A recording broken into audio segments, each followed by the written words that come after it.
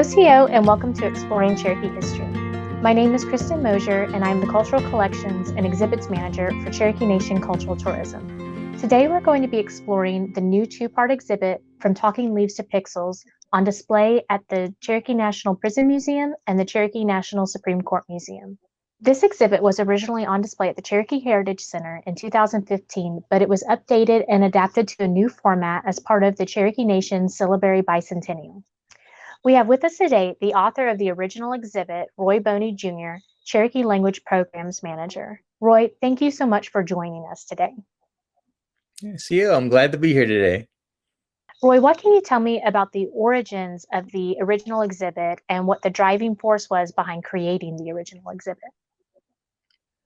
Yeah, well, the concept for the exhibit came from the years of work that the language programs had been doing with the language technology at the time. So the department was working with Google and Microsoft and Apple to ensure that all of their platforms and devices would be supportive of the Cherokee writing system.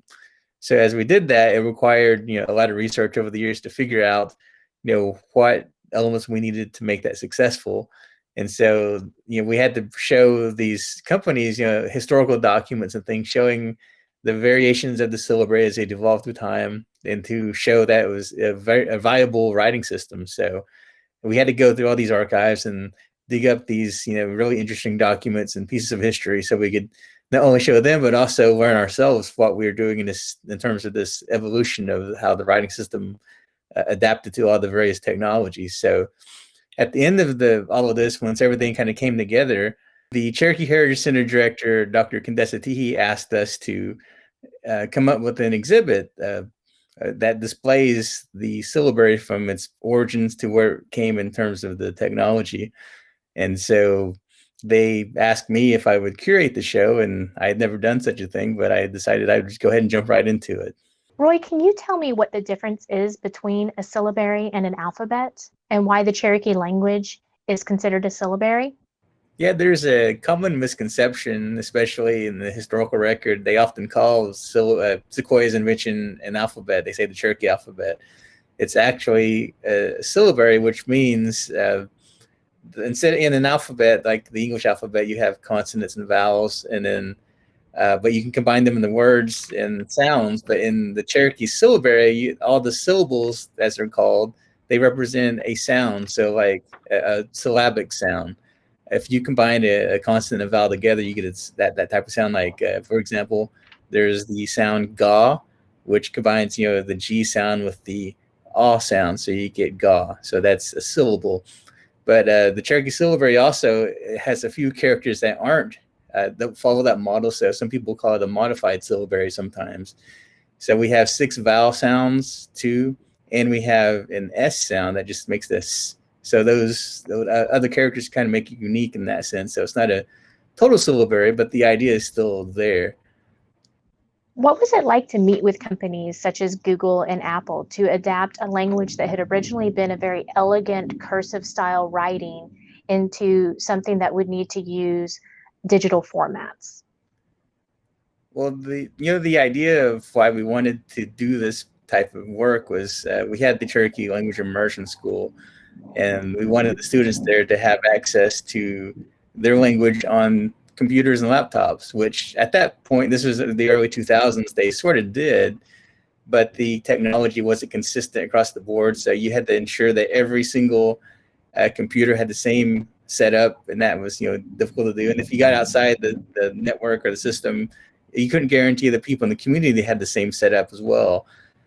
So there's a technology called Unicode, which unifies how written languages are displayed on computer systems. So in the mid-90s, Durbin Fielding and Dr. Gloria Sly made an application to the Unicode consortium to make sure the Cherokee language was included in that digital Unicode system. It wasn't until about the year 2000 that it was formally finalized by the Unicode consortium. So when that happened, it slowly trickled out to the Cherokee community, the Cherokee language community, to start using the syllabary on the computers. But what happened at that point was new things like new fonts had to be made, new keyboard inputs, and that type of stuff all had to be reconfigured for this new technology. So, Cherokee Nation has always had pretty good relationships with like Microsoft and Apple because they, as a government entity, they use a lot of the products. So we were fortunate that we had connections there. So we asked basically their sales teams, so can we talk to them about how can we get the Cherokee language into their systems? And they were very open to the idea. And even going back further, if you look at the history of computers themselves, the earliest Apple Macintosh computers, Steve Jobs, who founded Apple, wanted to include a Cherokee font on those because he was really fascinated by calligraphy and that kind of thing. So at one point, he had commissioned a typographer to make a Cherokee font for the early Macintosh computers. It didn't actually make it to the system at that point, but later on it would. So that shows there was that interest in the Cherokee writing system from then till now. So it was very interesting to actually going in to meet these executives that asked them to include our language. And, they had that, they were already aware of it. So, they were already fascinated by it. So it wasn't a very hard sell. So what is the current state of the Cherokee language, both in its written form and its spoken form? Well, the Cherokee language is classified as an endangered language. That means, there's no one basically under 40 that's fluent in the language anymore. The writing system is still used, and it's in a similar situation where most literate Cherokees are, in 50 and up. So Cherokee Nation is engaged in a very aggressive, language revitalization program to make sure that we don't lose either the written form or the spoken form. Roy, what can you tell me about the future of the syllabary or future endeavors with adapting the syllabary to new technologies? Well, the syllabary, I've been talking about, has evolved from cursive to printing press to typewriters to word processing to desktop publishing to texting. Now where we are, we have social media. You can do make your blog post in Cherokee. You can do Facebook posts in Cherokee. But I think the next step in terms of where the syllabary is going to go is if we are successful in keeping our spoken language and our written language, we're going to be moving into more interactive realms of technology. So we're going to have maybe virtual reality, or we're going to have some programming languages that can support the Cherokee language. The syllabary is going to be there right along with it. Roy, do you have a favorite part or a favorite thing that you discovered when you were working on the research for the exhibit? Yeah, one of the misconceptions I think the public has sometimes is that we only had one printing press. They read about the history of the Cherokee Phoenix newspaper being made, and everyone kind of assumes that was it. But the Cherokee Nation had many printing presses throughout the 19th century because just like any other piece of machinery, they'd wear out.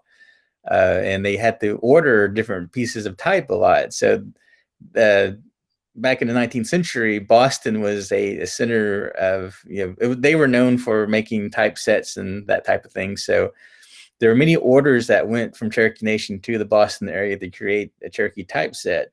Eventually, they were able to make it in Indian Territory, but when you look at the, you can tell if you look closely at all the publications, you can see almost every time they had to order a new set of type for the printing presses, you can see there were slight modifications made to some of the characters. So when you're looking at some of these old documents or books or whatever, if you're well versed in the history of it, you can kind of tell what era or what year that book might have been printed if there's no date on it, because you can tell by the syllabary shapes that are in it. An example is the doe character. Early on, it looked like it was inverted, so it looks like a pyramid almost, with the sharp points on top, but now it's the other way, so it looks like a V. At a certain point, that was flipped, so it wouldn't be confused with the character go in the syllabary. So you can tell when maybe what year that publication might have been from, if it was post this year or pre that year. So a lot of that kind of things, those sort of identifiers show up in the various syllabary characters. Another one is the day, which looks like an S with two bars sticking out of it. That character kind of evolved through the time too. So every time they had to get a new set of type, that character would change slightly. So again, it's kind of like a visual clue. If you're a detective, I guess you're looking, when was this made? You can look at the writing of it and kind of discern when it might have been printed. That's so interesting. And In adapting it from, the printing press and from using the manual typesets to developing it into a more digital format, were there other adaptations that had to be made to syllabary characters, or was that not as much of an issue anymore? Well, the cool thing about it is, when you get to computers, you can have a variety of, typesets, the font shapes, you can make it however you want. So we have quite a number of different font styles now in syllabary. The challenge is making sure that you don't stray too far from the original design so people still can read it, so it's still legible. One of the biggest challenges that we had in that regard was when you're dealing with computers or anything that's on a screen, we have to make sure that they call it the UI, or the user interface, is easy on the eye. And so when they do that, most of the writing on a screen, you'll notice it's called sans serif characters, which mean the letters don't have those little feet on them, but they look little marks, because those existed initially in print. So when you printed something on a page, if you look at an old book, you'll see, like, for example, the M character might have little feet at the bottom of each of the bars, and that would keep the ink from spreading out or getting all over the place. So that's where those shapes come from. But when you move to a digital screen, you don't need that anymore. So they take those off. And so when we did that with the first try with making a syllabary user interface typeset, it kind of freaked people out because they weren't used to seeing those little markings anymore. So we had to evolve our community with that. Is there anything else that you'd like to tell us about the original exhibit or the intentions behind the original exhibit? Yeah. There's one part I forgot. Well, the original exhibit at the Heritage Center partially came about because we were working on a project with Google at the time to ensure that their Android system supported Cherokee Syllabary, because in terms of business, Android is probably the largest segment of smartphones and tablets in the world. And at the time, Cherokee still wasn't fully supported on it. So we worked pretty heavily with Google to ensure that that would happen. So they did eventually include the Cherokee font on all their systems. And so now if you go buy an Android device, it's going to be on there. So at that time, that event or that moment had just occurred. So Google had one of the representatives here in Tahlequah working with us, and they wanted to go visit the Heritage Center. And so they met the staff, and this came in conversation of what we were doing, and that's kind of where really the germ for the exhibit really did come from, was talking to this Google representative. And then he went back to his bosses and asked, could we do a partnership here? So they sponsored some of the exhibit itself. And so they provided some funding to get displays and some Chromebooks and things like that to include in the exhibit. Adapting an exhibit that's already been written is a unique struggle because you do have all of the information there ahead of you, but you also have to consider what your new space is going to be and, for example, how many panels you're going to be able to include. And one thing that my team wanted to do was to keep as much of the original content and images as possible so that the exhibit wasn't changed or that the purpose behind the exhibit wasn't changed. I would say probably our biggest limitation on adapting this exhibit was space, because we felt strongly that this story needed to be told again in this bicentennial year, but we also knew we wouldn't be able to display it at the Heritage Center because it's temporarily closed. So what we did have to do is figure out how we were going to display such a large and important story with so little space to exhibit it in. In going over all of the content from the original exhibit, my team and I noticed that there was kind of a natural divide in the content where there was the syllabary's history prior to Oklahoma statehood and the syllabary's history after Oklahoma statehood. And so we decided that rather than try to fit it all into one limited space, we could just split the content and turn it into two exhibits at two spaces, which is why we now have a two-part exhibit for From Talking Leaves to Pixels. Part one of the exhibit, which is the origins of the syllabary and early printing, is currently on display at the Cherokee National Supreme Court Museum. And this is actually a great place to showcase this part of the story because the Cherokee Advocate Printing Office was also located at the Cherokee National Supreme Court building in the 1800s. Part 2 of the exhibit, The Cherokee Syllabary in the 20th Century and Beyond, is currently on display at the Cherokee National Prison Museum. The National Prison Museum was also the location of many of the cultural and language programs in the 80s and 90s, including the Jalagi Library. So this is a great home for this part of the story. Both museums are open Tuesday through Saturday from 10 a.m. to 4 p.m. And if you'd like to learn more about this and other exhibits, go to visitcherokenation.com. Roy, thank you so much for joining us today and sharing the story of how this exhibit came to be. It was my pleasure. If you would like to learn more about the Cherokee language and the initiatives to preserve it, please visit language.cherokee.org. What up?